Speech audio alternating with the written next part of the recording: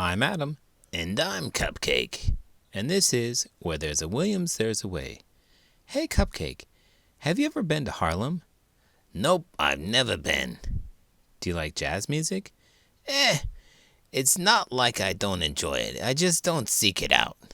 Then what kind of music do you like? Heavy metal. Wow, I would have never guessed that. Are you a fan of Slipknot? They're from my hometown, Des Moines, Iowa. I love 'em. Are you a fan? Nope, I've never listened to them. What does any of this have to do with this book? Nothing. I suppose we've gotten off track. In today's book, we learn all about Florence Mills, Harlem's little Blackbird. Let's get started.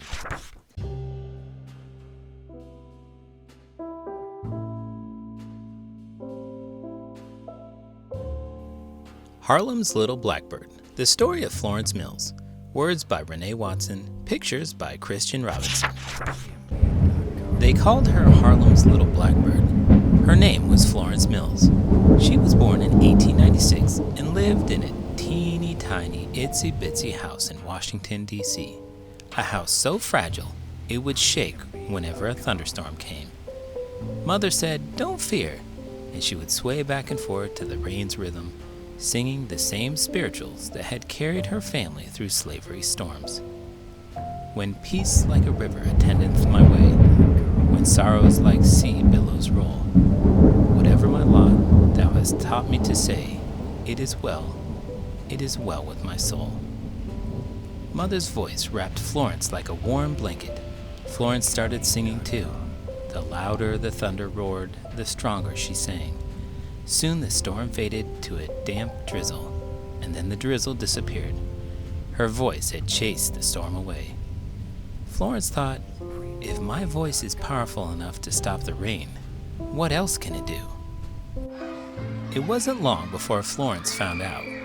On the playground at school, she would sing and dance. Her friends would stop playing just to listen.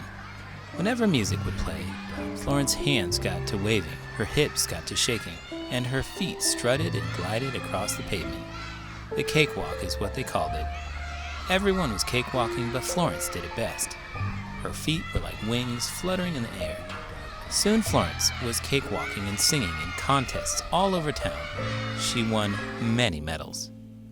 Florence had a hard time paying attention in school. Instead of listening to the teacher, she would stare out the window. The sky became her stage, and she was a star singing and dancing for the world. But wishing couldn't change the fact that she was just Florence Mills, the daughter of former slaves living in a teeny tiny itsy bitsy house. Word danced around Washington about the little girl with big talent. Florence was invited to perform at a fancy theater. The night before the show, she practiced her routine over and over. On the day of the show, when Florence and her friends arrived at the theater, nothing was what Florence had dreamed it would be. "They can't come in," the manager said. He pointed to a sign that read, "Whites only. No Negroes in the audience." Florence used her voice to stand up for what was right. "If they can't go in there, I'm staying out here," Florence said, and with her hands on her hips and her head held high, she walked away. "Wait," the manager yelled, but Florence kept walking. He begged her to perform and snuck her friends in to see the show. I find the double standard confusing. Double standards usually are. How can you invite someone to perform that is so young because she's clearly talented, but then refuse to have her family come with her? It's an interesting dichotomy. On one hand, people love listening to her music, but on the other, they don't like her because of the color of her skin. What does it matter? The color of her skin shouldn't matter at all. I agree, and I can't begin to fathom the thought process of racists. Fortunately, things have changed a lot in more than 100 years since that happened. That night, Florence performed her best routine. Everyone stood and clapped. Less than 6 years later, her family moved to New York City. Florence and her sisters became a singing and dancing trio, the Mills Sisters. They performed at Harlem's Lincoln Theater. In the summer, the Mills sisters spent their days at Coney Island. Florence never got tired of going on the rides and playing games at the arcades. But nothing was as fun as performing at the Surf Avenue Opera House. Reporters followed them everywhere, and there was one sister they adored the most, 16-year-old Florence. "Come here, the woman who sings like a bird. When she dances, it's as if she's flying." And she was. She flew from stage to stage all over the country, from the East Coast to the West Coast, until she landed at New York's 63rd Street Music Hall. It was 1921, and Florence won a role in Shuffle Along. The sold-out show introduced jazz to white audiences. Each night, Florence gave her best. Every part of her body danced. Her eyelashes fluttered, her fingers wiggled. She whirled around and boogied down. Night after night, she gave the audience a hand-clapping, foot-stomping good time. A very special thing was happening in Harlem, the Harlem Renaissance. All kinds of creative minds contributed to Harlem's cultural movement. Langston Hughes penned poetry, Duke Ellington composed jazz classics, and in play after play, Florence continued to mesmerize crowds. In from Dover Street to Dixie, she was so good. The cast was invited to London. Florence was excited to travel overseas. But not everyone welcomed her. When she boarded the ship, the white passengers refused to eat in the same dining room as Florence and her troupe. When she arrived in London, many people threatened to boycott the show because they didn't want to see black performers on their stage. On opening night, Florence took a deep breath, opened her mouth, and sang one note, then another, and another. The audience was amazed. It goes to show how much can change in one generation. How so? Florence's parents were former slaves. That's the worst. Well, at least they were no longer slaves. True. And then their daughters were able to cross the country and perform at a young age. I wasn't never doing things like that when I was 16. Back then, I was just hanging around the pasture hoping that boys noticed me. Hopefully, Florence's story shows that talent perseveres beyond politics and injustice. Hopefully, humanity perseveres beyond politics and injustice. Each night when Florence stepped on stage, the audience cheered before she even opened her mouth.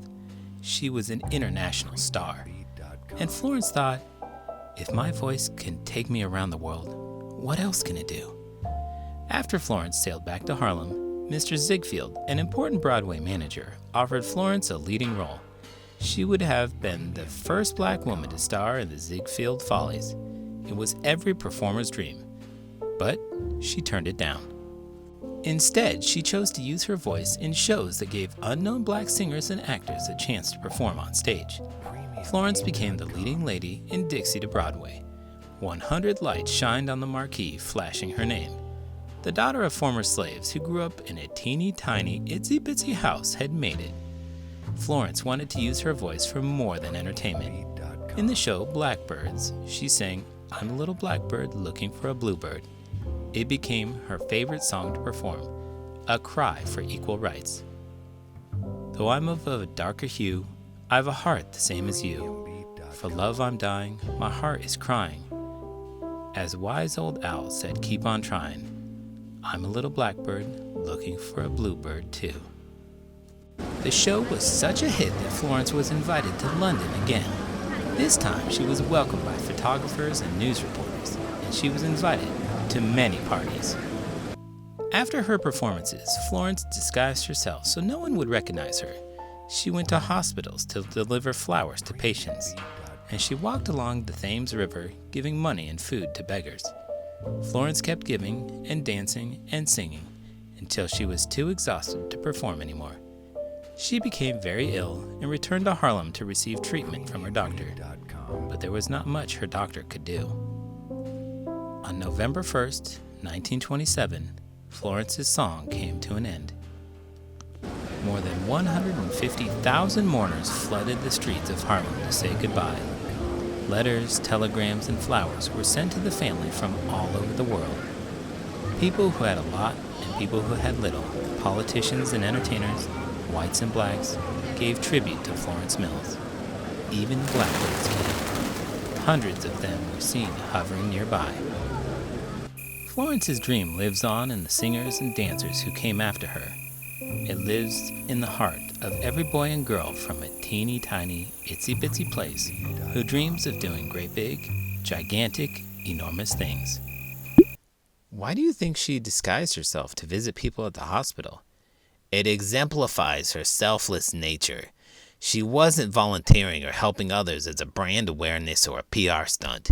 She was trying to help others out. So, how was she helping others by turning down the offer to star in Broadway's biggest show? Because when she took her talents to another less established show, she was able to spotlight other black performers in the show. So instead of taking the brightest spotlight in the biggest show, she diffused her star power to others? Now you've got it. It also goes to show that once you have the public's attention, you can use your voice for more than entertaining. You can use that voice for honorable things such as supporting racial equality. And bringing that message to the worldwide stage.